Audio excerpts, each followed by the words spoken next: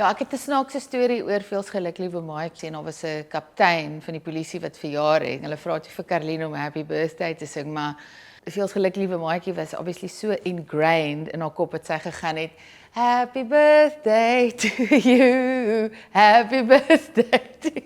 En hoe meer ek probeer wys, nee, dis not, jy weet, how happy birthday goes. So, I don't know. Wie ook al hierdie liedjie gaan skryf, gaan sukkel om die ou Veels geluk liewe maatjie uit die Afrikaner siege te kry. So. Ja, ek dink gelukwensing is iets wat ons doen op 'n verjaarsdag en ek dink dat 'n verjaarsdaglied, 'n verjaarsdagwens om vir baie jare gespaar te word vir dies vir haar is 'n baie mooi sentiment.